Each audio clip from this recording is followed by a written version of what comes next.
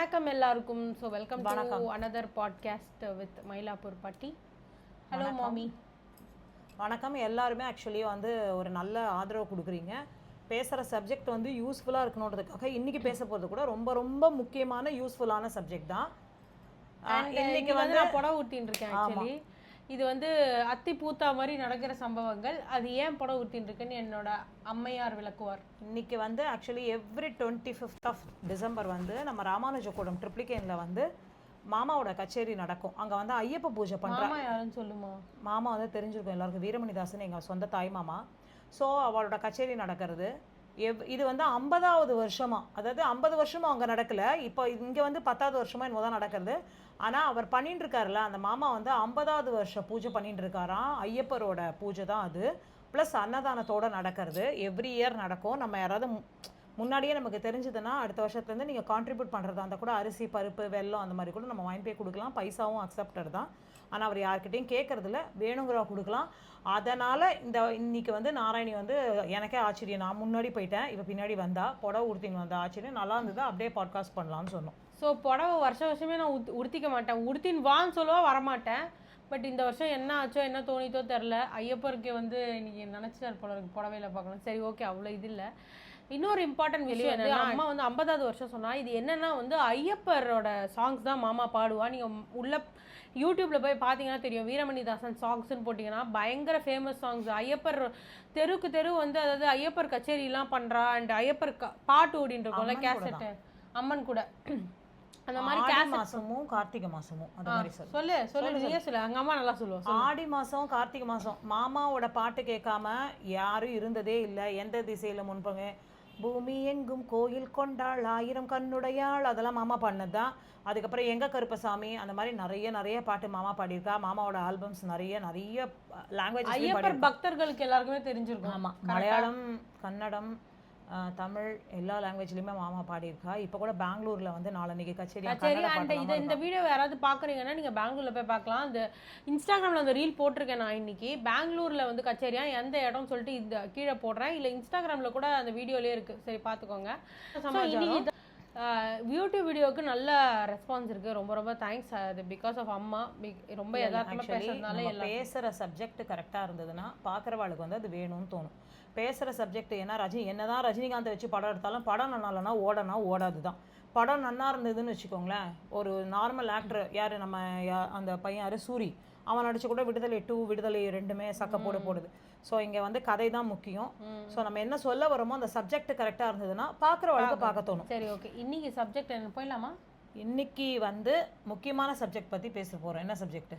இன்னைக்கு வந்து என்ன சப்ஜெக்ட் பற்றி பேச போகிறோன்னா, பேசிக்கலாக வந்து இது வந்து ரொம்ப அம்மா வந்து பல நாளாக பேசணும்னு சொன்ன சப்ஜெக்ட். பிகாஸ் இது பொது நலம் இந்த சப்ஜெக்ட்னு கூட வச்சுக்கலாம். என்னவா சொல்கிறேன், ஏன்னா வந்து என் அம்மா வந்து இன்சூரன்ஸ் பற்றி தான் இன்னைக்கு பேச போகிறா. லைஃப் இன்சூரன்ஸ், ஹெல்த் இன்சூரன்ஸ், அது எவ்வளோ இம்பார்ட்டன்ட் நம்ம லைஃப்க்கு. ஏன்னா ஆக்சுவலி ஒரு சம்பவம் நடந்தது எங்கள் ஆத்தில். அப்போ வந்து என் ஃப்ரெண்டு வந்து இந்த மாதிரி என்னடி போடுறா அவங்க அம்மா இன்சூரன்ஸ்னு கேட்டவுடனே, அப்போ எங்கள் அம்மா வந்து என் ஃப்ரெண்டு கிட்ட சொன்னா, இந்த மாதிரிலாம் இன்சூரன்ஸ் இருக்குமா, அவளுக்கு அந்த நாலேஜ் அவேர்னஸ் இல்லை அது போட்டுக்கணுன்றதுக்காக. ஸோ அதனால இன்னைக்கு இது ஒரு டாப்பிக்காக இருந்தால் ரொம்ப நல்லா இருக்குமேன்றதுக்காக ஃபர்ஸ்ட் ஒரு 10 நிமிஷம் இந்த ஹெல்த் அண்ட் இன்சூரன்ஸ் பற்றி பேசுவார்மா. இன்னைக்கு சொல்ல என்ன இன்சூரன்ஸ்? ஆக்சுவலி வந்து எல்லாருக்கும் சொல்ல வருது என்னன்னா, நான் நிஜமா எந்த இன்சூரன்ஸ் ஏஜென்ட்டும் கிடையாது, எந்த இன்சூரன்ஸ் ஏஜென்ட்டோட எனக்கு லிங்க்கும் கிடையாது. யாரோட நம்பர் கொடுத்தாலுமே நான் யதார்த்தமாக கொடுக்குறேன். நீங்கள் அவார்ட்டை பண்ணிட்டாலும் சரி, உங்களுக்கு தெரிஞ்சவாட்டை பண்ணிட்டாலும் சரி, எனக்கு இதில் எந்த கமிஷனும் கிடையாது. I am not insurance agent. எந்த ஏஜென்ட்டுமே நான் கிடையாது. ஃபர்ஸ்ட் அதை புரிஞ்சுக்கோங்க கிளியர் கட்டாக.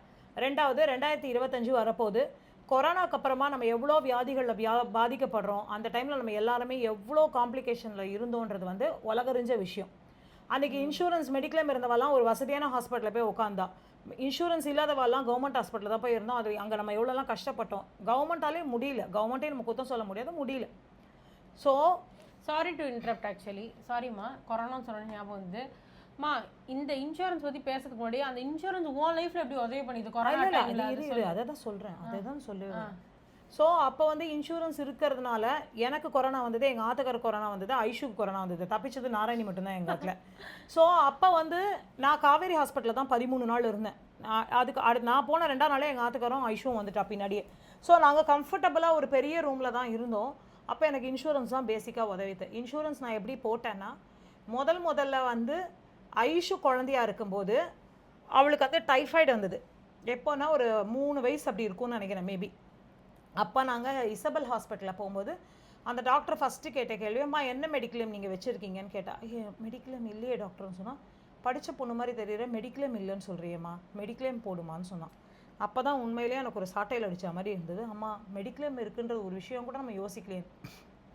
அந்த வருஷம் வந்து நான் ஐஷுக்கு நாங்கள் வந்து செலவு பண்ணி தான் பார்த்தோம். அதுக்கப்புறம் அந்த வருஷமே ஹாஸ்பிட்டல்லேருந்து டிஸ்சார்ஜ் பண்ணின்னு வந்த அடுத்த நாளே நான் ஃபஸ்ட்டு பண்ணது ஹெச்டிஎஃப்சி எர்கோவில் 4 பேருக்கும் சேர்ந்து ஃபேமிலி இன்சூரன்ஸ் தான் போட்டோம்.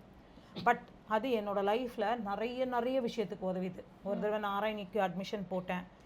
இதே மாதிரி சபா டைம்ல தான், இதே டிசம்பர்ல 2013 நினைக்கிறேன், எனக்கு வந்து ஜாண்டிஸ் வந்துடுது. இதே சபா இப்போ மயிலாப்பூர் ஃபைனான்ஸ் கிளப் இருக்குல்ல, இசபெல்ல தான் நான் அட்மிட் ஆனேன்.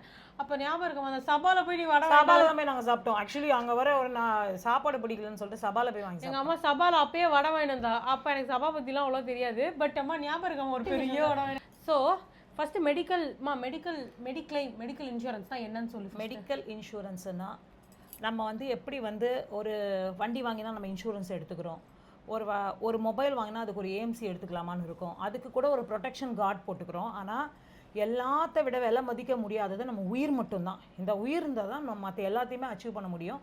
அந்த உயிருக்கு நம்ம என்ன வேல்யூ கொடுக்குறோன்னு கேட்டால் யாருமே வேல்யூ பண்ணுறதே இல்லை. அது என்ன விஷயம்னா, மினிமம் ஆஃப் மெடிக்ளைமாவது இப்போது கவர்மெண்ட் கூட 5 lakhs கொடுக்குறா. ஆனால் எத்தனை பேருக்கு மிடில் கிளாஸ் பீப்புளால் கவர்மெண்ட் ஹாஸ்பிட்டலில் போய் படுக்க முடியாது. ஏன்னா நம்ம அந்த மாதிரி ஒரு மைண்ட் செட்டில் தான் இருக்கும். பணக்காரர்களை பற்றி பிரச்சனையே இல்லை, அவளுக்கு மெடிக்ளைம் இருக்கும், பணம் இருக்கும், அது அந்த ஸ்லாபு வேறு.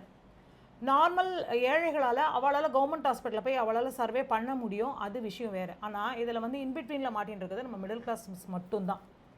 ஸோ நம்ம வந்து கட்டாயமாக எப்படி ஒரு வாடகை கட்டுறோம், கரண்ட்டு பில்லு, பால், இதோட எக்ஸ்பென்சஸ் மாதிரி மெடிக்ளைம் அப்படின்னு போட்டு இந்த 2025லேருந்து எடுக்காதவா எல்லாருமே தயவு செஞ்சு எடுத்துக்கோங்க. 4 பேர் இருக்க ஒரு ஃபேமிலியில் 4 பேருக்கும் சேர்ந்து கூட எடுத்துக்கலாம். அதுக்கப்புறமா ஒரு பேஸ் பாலிசி ஒரு 10 லட்சம்னா அதுக்கு மேலே நம்ம டாப் அப்பாக கூட கொண்டு போய் வச்சுக்கலாம். பேஸ் பாலிசி எங்ககிட்ட 10 லட்சம் இருக்குது. இப்போ எனக்கு வந்து ஒரு 47 இயர்ஸ் ஆகுதுன்னா எனக்கு ஒரு 10 லட்ச ரூபாய் டாப் அப் போட்டுக்கலாம். அப்போ பேஸ் பாலிசிலேருந்து கை வச்சுட்டு அதுக்கப்புறமா தான் டாப் அப்பில் கை வைப்போம். ஸோ பேசிக்கலாக இன்சூரன்ஸ்னால் என்னென்னா, நம்ம இன்னைக்கு in case of any medical emergency நம்ம நடக்கும்போது, நமக்கு உடம்பு சரியில்லாத போது, இல்லை நம்ம வீட்டில் யாருக்காவது ஆகும்போது, பேசிக்காக நீங்கள் இன்சூரன்ஸில் வண்டிக்கோ இதுக்கோ எப்படி கிளைம் பண்ணிக்கிறோமோ அந்த மாதிரி கிளைம் பண்ணிக்கலாம். அதுக்கு நம்ம ஒரு அமௌண்ட் கட்டுறோம், அந்த பாலிசிக்கு ஒரு அமௌண்ட் கட்டுறோம். அதுதான் வந்து மெடிக்கல் இன்சூரன்ஸு. ஸோ இது வந்து நிறைய பேருக்கு தெரியாமல் இருக்குது. இந்த அவேர்னஸ் இந்த வீடியோவில் கொடுத்தா ரொம்ப நல்லாயிருக்கும்னு சொன்னால் அதனால தான் ஆக்சுவலி பேசிக்காக ஒரு 4 பேருக்கு என்னம்மா பேஸ் பாலிசி இருக்கும், என்ன ஏஜில் வருஷத்துக்கு எவ்வளோ ஆகும், இல்லை நம்ம என்ன ஸ்லாட் எடுத்துக்கிறோமோ அந்த மாதிரி தான். இப்போ 4 பேர், ஒரு குழந்தைங்க, ஒரு 4-5 வயசு குழந்தைங்க இருக்குது, ஒரு அம்மா அப்பா இருக்கா அப்படின்னு சொன்னால் அவளோட 4-5 வயசு குழந்தைங்க இருக்கிற அம்மா அப்பாவுக்கு பேசிக்காக ஒரு 32-33 வயசுக்குள்ளே தான் இருக்கும். ஒரு 10 லட்ச ரூபா பாலிசி எடுத்துக்கிறோன்னா ஒரு 30-32,000 ரூபாய்க்குள்ளே தான் வரும் வருஷத்துக்கே 30,000 தான். நம்ம வயசு ஆக ஆக பாலிசியோட வேல்யூவும் ஜாஸ்தி பண்ணிக்கலாம். ரெண்டாவது நம்மளோட வயசு ஸ்லாபை பொறுத்து தான் பாலிசி வந்து என்ன இருக்குது. ரெண்டாவது 25 ஒரே விஷயம், இப்போ 30 வயசுல இருக்க அம்மா அப்பா 30,000 தான் நம்ம போடுறோம். எவ்வளோ வரைக்கும் நம்மளால கிளைம் பண்ண முடியும்? 10 லட்சம் 10 லட்சம் வரைக்கும். அதாவது வருஷத்துக்கு நம்ம 30,000 ரூபாய் கட்டினா அந்த வருஷத்துல நமக்கு ஏதாவது மெடிக்கல் எமர்ஜென்சி தேவைப்பட்டா நம்ம 10 லட்சம் வரைக்கும் கிளைம் பண்ணிக்கலாம். 10 லட்சம் ரூபாய் வரைக்கும் நம்ம கிளைம் பண்ணிக்கலாம். நிறைய க்ரைட்டீரியாஸ் இருக்குது. நம்ம எந்த இன்சூரன்ஸ் ஏஜென்ட்டுக்கிட்ட நம்ம போகிறோம், இல்லை ஏஜென்சி கூட வேண்டாம், இப்போல்லாம் அந்த ஒர்க் பண்ணுற எம்ப்ளாயீஸே நம்மளை ஸ்ட்ரெயிட்டாக காண்டாக்ட் பண்ணுறா. அவகிட்ட நம்ம என்ன ஸ்லாபு, எனக்கு இந்த மாதிரி உடம்புகள்லாம் வந்தால் நான் எப்படி கிளைம் பண்ணிக்க முடியும். ஈவன் பசங்க மெடிக்ளைமில் வந்து ஸ்டாரில் பார்த்தீங்கன்னா விமன்ஸ் கேருன்னு ஒரு இது இருக்குது. அதில் தான் வந்து நாராயணி, ஐஷு 2 பேருக்குமே போட்டிருக்கேன். 2 பேருக்குமே 1 கோடி ரூபாய் வித் மெட்டர்னிட்டி கவரேஜோடையே அது இருக்குது. மெட்டர்னிட்டி கவரேஜ்லாம் இருக்குது, கல்யாணம் தான் பண்ணிக்க மாட்டேங்கிறோம். இல்லை மெட்டர்னிட்டி கவரேஜ் இன்றைக்கி நம்ம நினைக்கிறோம் இவாளுக்கு வந்து ஃபியூச்சரில் வேணும்னா இவ ஹஸ்பண்ட் இதில் ஆட் பண்ணிக்கலாம். அந்த மாதிரி ஒரு ஃபெசிலிட்டி தான், இண்டிவிஜுவல் பாலிசி தான் நான் இவ 2 பேருக்குமே எடுத்திருக்கேன். ஏன் அப்படின்னு கேட்டோன்னா, இனிமேல் நம்ம வர காலகட்டங்கள் எல்லாம் பல நோய்களோட நம்ம போராடி தான் ஆகணும். ஏன்னா நம்மளோட லைஃப் ஸ்டைலும் நம்ம வாழ்க்கை முறையும் நம்ம சாப்பிட்ற சாப்பாடும் வாழற சூழ்நிலையும் அப்படி தான் இருக்குது. கொரோனா வந்த பிறகு நம்ம எல்லாத்தையும் பார்த்துட்டோம் லைஃப்பில். நம்மளோட பீரியட் ஆஃப் டைமில் தான் நம்ம சுனாமி பார்த்தோம், பூகம்பம் பார்த்தோம், கொரோனா பார்த்தோம்.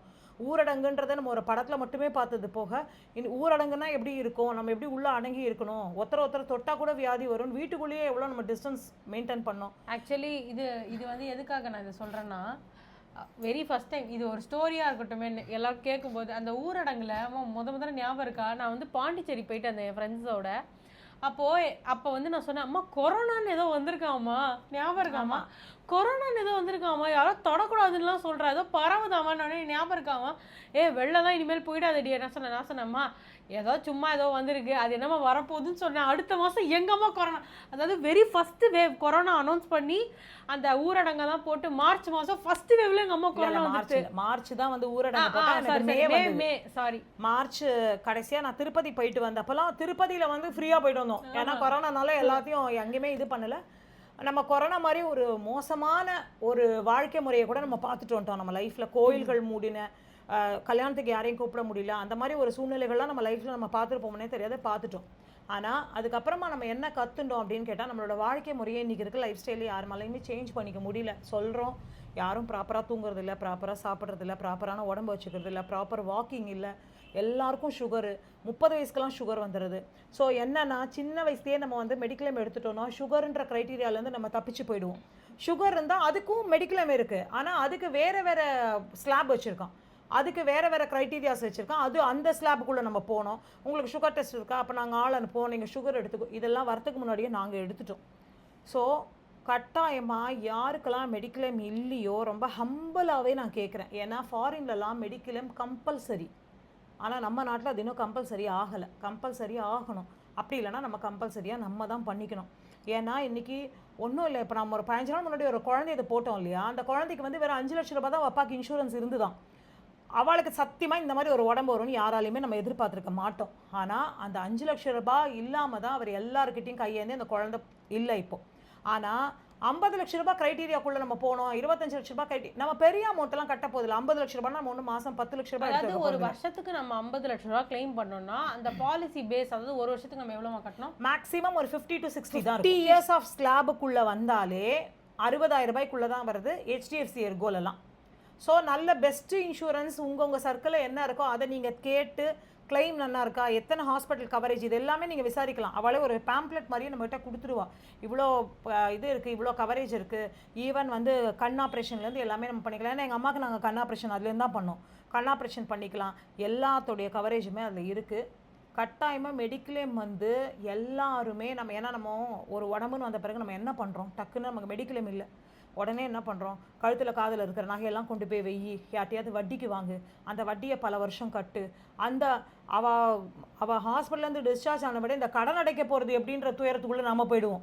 இவாட்ட ஒரு 3 லட்சம் 4 லட்சம் செலவு பண்ணாமல் இந்த கடனை நம்ம எப்படி அடைக்க போகிறோன்றதுக்குள்ளே போயிடுவோம். அது ஒரு டிப்ரெஷனாக அடுத்த 6 மாதத்தில் கடன் வாங்கினோம் ஹாஸ்பிட்டல். எல்லாமே எங்கள் ஆற்றுல, அதாவது எங்கள் ஃபேமிலிஸில் நடந்திருக்கு இந்த பிரச்சனை எல்லாமே. அதனால தான் அம்மா வந்து இந்த டாப்பிக்கை நம்ம கண்டிப்பாக பேசணும். ஆக்சுவலி இதில் நிறைய பேர் பார்க்குறவங்களுக்கு தெரிஞ்சிருக்கலாம், இதை பற்றி தெரிஞ்சும் போடாமல் இருக்கலாம். இல்லைம்மா, நிறைய பேருக்கு தெரிஞ்சு போட மாட்டா. ஏன்னா நமக்கு இந்த டைமில் எப்போ மெடிக்கல் எமர்ஜென்சி வரும் தெரியாது. அதனால இந்த வரப்போகிற வருஷத்தில் புது வருஷம் வரப்போகுது, வெரி அதாவது இப்போ நீ சொன்னாலாமா ஃபாரினில் சிலதெல்லாம் நம்ம மேண்டேட்ரியாக நம்ம லைஃப்பில் வச்சுக்கணும். ஃபஸ்ட்டு அது வந்து மெடிக்கல் இன்சூரன்ஸ். இல்லை, நம்ம ஃபாரினை பார்த்து ஜீன்ஸ் பேண்ட்டு பீஸா பர்கரை காப்பி அடிக்கிற மனசு இருக்கிற நமக்கு மெடிக்கல் நம்ம காப்பி அடிக்கணும்னு தோணலை. ஏன்னா நம்ம ஆக்சுவலி நம்மளோட பெரிய தப்பு என்ன தெரியுமா, நமக்கு இம்பார்ட்டண்ட் இல்லை. நமக்கு இம்பார்ட்டன்ட்டு ஃபஸ்ட்டு நினைக்கிறோம். வாழற நாள் வரைக்கும் நம்ம யாருக்கிட்டையும் நிற்காம, ஒரு மெடிக்கல் எக்ஸ்பென்சஸ் இருந்தால் நம்ம யாருக்கிட்டையும் போய் நிற்கக்கூடாது. மெடிக்கலி முதல்ல நம்ம ஃபிட்டாக இருக்கணும். அந்த நாலேஜை நம்ம யாருக்குமே இல்லை, இன்க்ளூடிங் என்ன கூட சேர்த்து தான் சொல்கிறேன். ஒரு 1/2 மணி நேரம் வாக்கிங் போனால் போக மாட்டேன், ஆனால் இங்கேருந்து ஒரு ஹேண்ட்பேக் கடைக்கு போனால் ஓடுவேன். அது என்ன மென்டாலிட்டின்னு தெரில. ஆனால் இதுக்கெல்லாம் டூல் என்னன்னா நம்ம உடம்பு தானே, அதை நம்ம சுத்தமாக பராமரிக்கிறதுக்கு ரெடியாக இல்லை. எப்போ நமக்கு உடம்பு இம்பார்ட்டன்ஸ் தோணும்னா எல்லாமே டூ லேட் ஆனதுக்கப்புறம். ரொம்ப ஒரு பெரிய உடம்பு வந்த பிறகு ஐயோ அன்றைக்கே பார்த்துட்டு இருக்கலாமே நம்ம உடம்ப. அன்றைக்கி இப்போ எங்கள் ஃபேமிலியில் நிறைய பேர் வந்து அந்த விரலே எடுத்துட்டாலாமா சுகரில், அந்த மாதிரிலாம் சுகர்னால மாதிரிலாம் இருந்திருக்கு. அதனால முதல்ல ஆக்சுவலி எங்கள் ஆத்துல வந்து சுகர் வந்து என் பாட்டிக்கு அதிகமாக இருந்தது. ஸோ என் பாட்டி கொஞ்சம் லைஃப் ஸ்டைல் சேஞ்ச் பண்ணா, ஒன்றும் இல்லை, சாத்துக்கு பதிலாக நிறைய காய் எடுத்துட்டா. எவ்வளோ டிராஸ்டிக்காக குறைஞ்சிட்டு. இல்லை எங்கள் அம்மாக்கெல்லாம் வந்து கொஞ்சம் ஹெல்த் கான்ஷியஸ் ஜாஸ்தி. ஆன் டைம் தூங்கிடுவா, ஆன் டைம் சாப்பிடுவா, கரெக்டாக ப்ராப்பராக வாக்கிங் போவா. 65 வயசுக்கு கூட எங்கள் அம்மா இருக்கிற பிரிஸ்க்கு கூட நாங்கள்லாம் கிடையாது. வீட்டை சுத்தமாக வச்சுப்பா. இப்போ கூட ஒரு பண்டிகை குறைக்காம எல்லாத்தையும் பண்ணுறா. அப்போ அந்த எனர்ஜி எங்கேருந்து வருதுன்னு கேட்டால் முதல்ல தன் மேலே தான் கேர் எடுத்துப்பா எங்கள் அம்மா. எங்கே போனாலும் அந்த வயிற்ற காய போடுறது. அப்புறம் எனக்கு நான் வந்து இப்போல்லாம் எங்கள் அம்மா சுத்தமாக அந்த ஏகாதசி அதெல்லாம் கூட இருக்கிறதில்ல. ஏன்னா முதல்ல வந்து நான் மாத்திரை சாப்பிட்றேன், என்னால் ஏகாதசிலாம் இருக்க முடியாது. நான் இன்றைக்கி ஏகாதசி வந்துட்டு உங்கள்கிட்ட வந்து யார்ட்டாவது நான் வந்து கஷ்டமாக படுத்துக்கிறத விட எனக்கு ஏகாதசி வேணாம் ஒன்றும் வேணாம், நான் பெருமாளை நினச்சிட்டு அந்த ஒரு ரூபா என்னமோ ஏகாதசி அன்றைக்கி சாதம் சாப்பிட மாட்டா, கோதுமை ஐட்டம் ஏதாவது எடுத்துகிட்டு மாத்திரை போட்டுப்பா. ஸோ அந்த ஹெல்த் கான்ஷியஸும் நம்ம மேலே வேணும். ரெண்டாவது ஆத்தில் ஹஸ்பண்ட் அண்ட் ஒய்ஃப் யாராவது இதோட டிசைடிங் அத்தாரிட்டி எடுத்துட்டு கட்டாயமாக டிசைட் பண்ணி யார் நல்ல இன்சூரன்ஸு, எந்த இடத்துல நமக்கு நல்ல கிளைமிங் இருக்குது, எந்த மாதிரி உடம்புக்கெல்லாம் அது கிளைமிங் இருக்குது. ஏன்னா ஒரு விஷயம் நல்லா தெரிஞ்சுக்கோங்க, மெடிக்ளைமில் வந்து எப்பயுமே சட்டம் வந்து நம்மக்கிட்ட ஒரு 10 பேப்பரில் கையெழுத்து வாங்குறது சும்மா வாங்கலாம். அந்த சட்டங்கள் எப்படி இருக்குன்னு கேட்டால், இப்போ நம்ம போகிறோம், எனக்கு மெடிக்ளைம் இருக்குது, எனக்கு ஆக்சிடென்ட் ஆகிடுது, நான் ஒரு வண்டி ஓட்டின்னு போகிறேன், மெடிக்ளைமில் எனக்கு ஆக்சிடென்ட் ஆகிடுது, ஆனால் என் வண்டிக்கு இன்சூரன்ஸ் இல்லைனா எனக்கு மெடிக்ளைம் கிடையாது. நீ ஏன் வண்டிக்கு இன்சூரன்ஸ் எடுக்கல? ஸோ எல்லாத்துலேயுமே சின்ன சின்ன லூப் ஹோல் அது இருக்குது. சும்மாலாம் தூக்கி இந்தாம்மா நீ தான் ஓட்டினியா, இந்தாம்மா நீ வச்சுக்கோமா. இன்கேஸ் என்னோட இன்சூரன்ஸ் வந்து லேப்ஸ் ஆகிடுது, என்னோட வண்டி இன்சூரன்ஸ் இல்லை, என்னோட லைசன்ஸ் லேப்ஸ் ஆயிடுது, ஆனால் எனக்கு மெடிக்ளைம் எடுத்தா மெடிக்ளைம் கிளைம் கிடையாது. ஸோ எல்லாத்தையும் வந்து நம்ம கொஞ்சம் நம்மளா பார்த்து இது பண்ணிண்டா நமக்கு நல்லது, வேற யாருக்கும் கிடையாது. நம்ம ட்ரபிளுக்கு மேல ட்ரபிள். அதே மாதிரியே மெடிக்ளைம் எப்படியோ அதே மாதிரியே தயவு செஞ்சு வெஹிக்கிள் இன்சூரன்ஸும் ரொம்ப ரொம்ப முக்கியம். 2 வீலர்ஸ் இன்சூரன்ஸ்லாம் ரொம்ப ரொம்ப கம்மி. இப்போ 450 ரூபாய், 500 ரூபாய், 600 ரூபாய், மேக்ஸிமமே 1500 ரூபாய், 2000 ரூபாய்க்குள்ள தான். புது வண்டி 4-5 வருஷம் வண்டியாக இருந்தால் தான் கொஞ்சம் ஜாஸ்தி. நம்ம எல்லாருமே 10 வருஷம் 12 வருஷம் ஒரு வண்டியை ஓட்டுன்னு ஓட்டுறோம். ஆன்லைன்லேயே எடுத்துக்கலாம். நம்மளோட நம்பரை போட்டு எல்லாத்துக்கும் ஓடிபி ஜென்ரேட் பண்ணால் 450 ரூபாய், 500 ரூபாய்க்கு குழந்தைங்க இந்த 18-20 வயசு குழந்தைங்க கிட்ட லைசன்ஸ் எடுத்த பிறகு வண்டியை கொடுத்து அனுப்புகிற எல்லா அம்மா அப்பாக்களுக்கும் சொல்கிறேன், தயவு செஞ்சு குழந்தைங்களோட வண்டிக்கு இன்சூரன்ஸ் நம்ம எடுத்து வச்சிடலாம். இது ஏன் எங்கள் அம்மா கரெக்டாக சொல்கிறா தெரியுமா? எல்லாம் ஐஷுக்காக தான். இல்லை நாராயணி வண்டி ஓட்ட ஆரம்பிக்கும் போது நாராயணியோட வண்டிக்கு நான் ப்ராப்பராக இன்சூரன்ஸ் எடுத்தேன். ஐஷு ஓட்டின்ற வண்டிக்கு நான் இன்சூரன்ஸ் வச்சுருக்கேன். ஏன்னா நம்மளோட வாழ்க்கையோட ஆதாரமே நம்மளோட குழந்தைங்க தான். அதுங்களுக்கு ஒன்று ஆயிடுச்சுன்னா நமக்கு ஒன்று இருந்தால் கூட நம்மளால் டாலரேட் பண்ண முடியும். குழந்தைங்க நம்ம கண்ணு முன்னாடியே கஷ்டப்படுறது நம்மளால் பார்க்க முடியாது. ஸோ இன்சூரன்ஸ் எடுத்துட்டோம்னா நாளைக்கு யாருக்கிட்டையுமே நம்ம பதில் சொல்கிற இடத்துக்கு போக வேண்டாம். இது ரொம்ப ரொம்ப முக்கியமான விஷயம். இந்த 2 இன்சூரன்ஸும் கட்டாயமாக இந்த 2025 உங்களுக்கு ஒரு கிஃப்ட் நீங்களே கொடுத்துக்கணும், இல்லை உங்கள் ஃபேமிலிக்கு ஒரு கிஃப்ட் கொடுக்கணும், இல்லை யாருக்காவது இது பண்ணணும்னா தயவு செஞ்சு மெடிக்கல் இன்சூரன்ஸ் எடுங்க. ஆமாம், இண்டிவிஜுவல் பாலிசியாக எடுத்தால் ரொம்ப ரொம்ப பெஸ்ட்டு. பட் இண்டிவிஜுவலாக என்னால் கட்ட முடியாது, என்ன ஒவ்வொருத்தருக்குமா வியாதி வந்துடும் நீங்கள் நினச்சிங்கன்னா அட்லீஸ்ட் மெடிக்கல் இன்சூரன்ஸ் ஒரு ஃபேமிலிக்கா 3 பேருக்கு 4 பேருக்கு இன்கேஸ் அம்மாவை கூட வச்சுருக்கோம், அம்மாவை கூட ஆட் பண்ணிக்கலாம், மாமியார் கூட வச்சுருந்தா மாமியாரை கூட ஆட் பண்ணிக்கலாம். கட்டாயமாக எடுத்துக்கோங்க. ஏன்னா எமர்ஜென்சிஸ் வந்து நமக்கு வந்தால் மட்டும்தான் தெரியும்.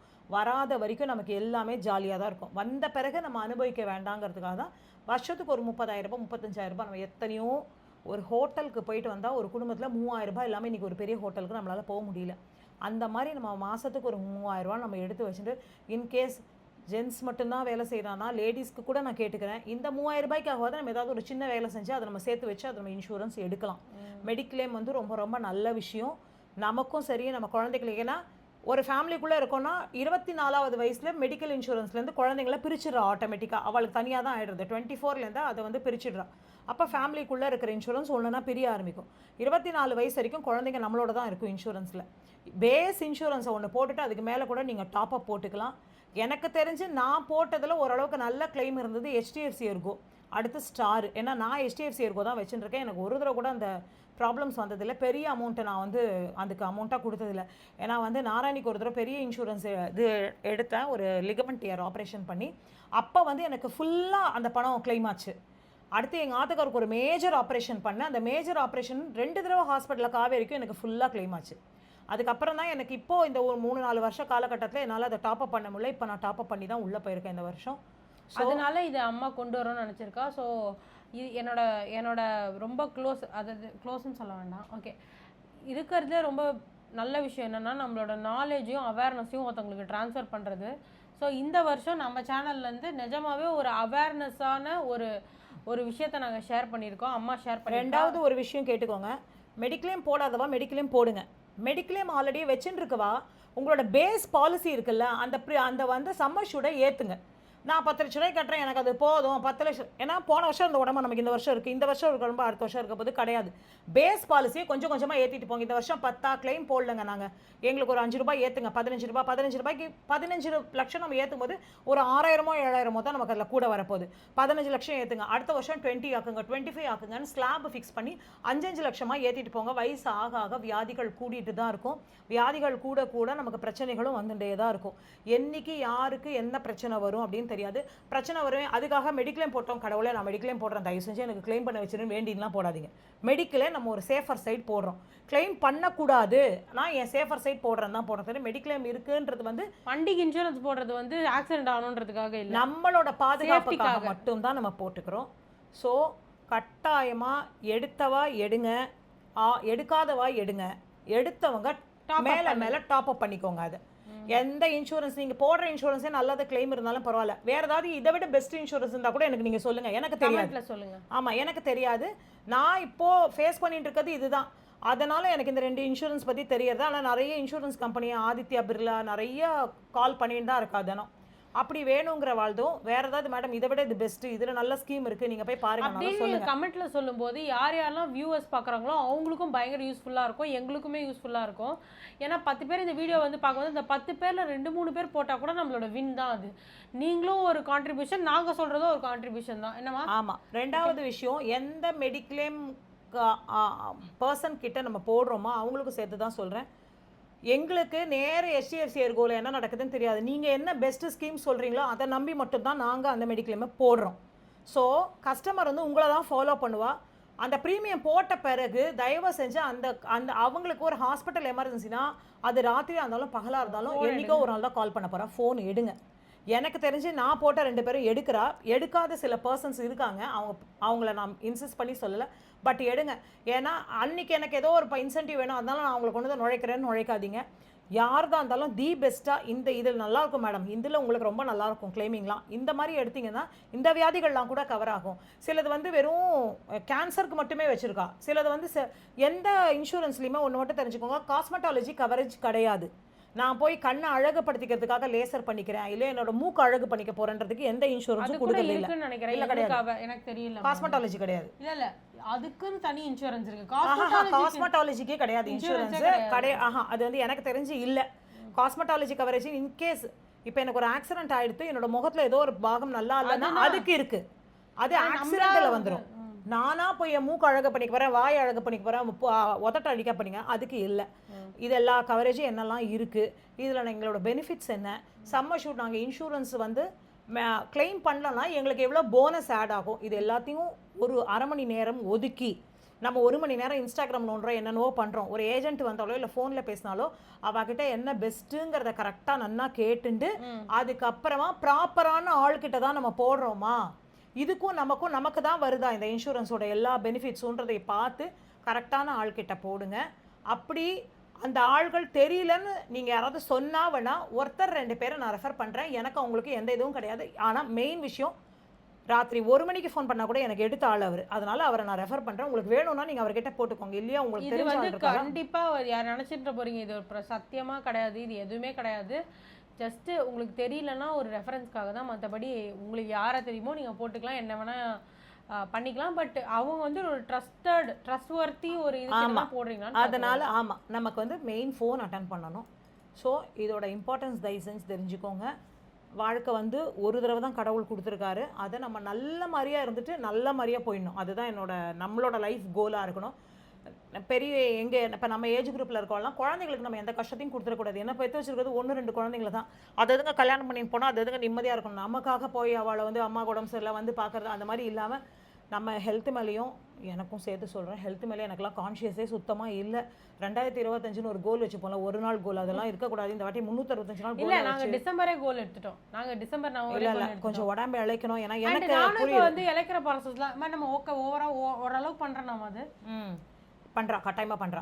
ஏன்னா வந்து நிறைய சாதம் கம்மி பண்ணிட்டா, நிறைய வெஜிடபிள்ஸ் எடுத்தாலும் நாங்களும் வெஜிடபிள்ஸ் எடுத்துக்கிறோம்.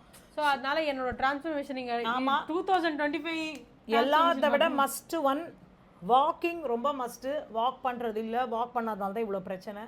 வாக் பண்ண ஆரம்பிக்கலாம் எல்லாருமே First சேர்ந்து. எல்லாத்த விட அது கூட நம்ம வந்து நம்மளோட யூடியூப் சேனல்ல ஒரு டாஸ்க் வீடியோ மாதிரி நான் போட போறேன். 30 நாள் இப்ப நம்ம ஏஜ் குரூப் என்னோட 50 வயசு குரூப்ல இருக்கிறவா தயவு செஞ்சு எல்லாரும் ஜாயின் பண்ணுங்க. நம்ம எல்லாரும் சேர்ந்து கூட ஒரு 10 கிலோ 6 மாசத்துல இளைக்கலாம். அந்த மாதிரி ஒரு குரூப் அதுக்கப்புறம் நம்ம கிரியேட் பண்ணலாம். ஸ்ட்ரெஸ் இல்லாம இருக்கணும் நம்ம. அது வந்து அடுத்த வீடியோல பேசலாம். ஓகே, அடுத்த வீடியோல So பேசலாம். thank you. எல்லாரும் மெடிக்ளேம் மேரி எடுங்க. கிறிஸ்மஸ், Merry மெடிக்ளேம் எடுங்க. Christmas. Happy Happy new New year. Year. Thank you.